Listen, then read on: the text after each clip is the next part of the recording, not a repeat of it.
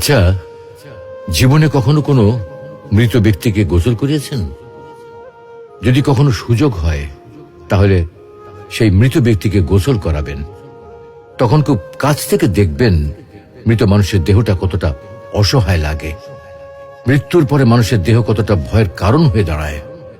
সুযোগ পেলে রাতে লাশটা পাহারা দেবেন, তখন বুঝতে পারবেন প্রিয় মানুষটার লাশ রাতের বেলায় আপনার কাছে কতটা অদ্ভুত লাগে, কতটা ভয়ের কারণ হয়ে ওঠে, কতটা আতঙ্কের কারণ হয়ে যায়। সুযোগ পেলে মৃত ব্যক্তির শরীরে একটু হাত লাগিয়ে কিছুক্ষণ তার স্পর্শ নেবেন। আপনি তখন উপলব্ধির সুযোগ পাবেন এই পৃথিবীতে বিশাল প্রভাব প্রতিপত্তি মৃত্যুর পরে কতটা নির্যাতনের রূপ নেয়। সুযোগ পেলে আপনজনদের লাশ কবরে নামাবেন খুব আগ্রহ নিয়ে। শেষবারের মতো মৃতদেহের মুখটি একবার দেখার চেষ্টা করবেন এবং বারবার উপলব্ধি করার চেষ্টা করবেন এই মৃতদের সাথে অনন্তকালের যাত্রার পথে এটাই আপনার জীবনের শেষ দেখা। সুযোগ পেলে মাঝে মধ্যে কবরস্থানে গিয়ে নীরবে কিছুক্ষণ দাঁড়াবেন।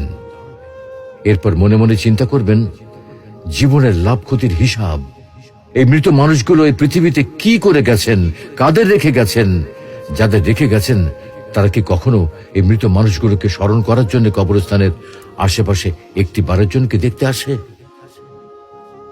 আমাদের জীবনটা বড় অদ্ভুত, বৈচিত্র্যময়। আমরা এর জন্যে, ওর জন্যে, ধন সম্পদের জন্যে, ঐশ্বর্যের জন্যে, বাড়ি গাড়ি টাকা পয়সার জন্যে কত না মায়া দেখাই, আগ্রহ দেখাই, আরো চাই আরো চাই আমাদের। অথচ এই জীবনে আমরা মৃত্যুর কথা না ভেবে, পরকালের জবাবদিহির কথা না ভেবে কিভাবে আরো সম্পদ অর্জন করতে পারি সেই চিন্তায় বিভোর থাকি। হায় রে জীবন, এখনো সময় আছে, ফিরে আসুন মহান রবের দিকে।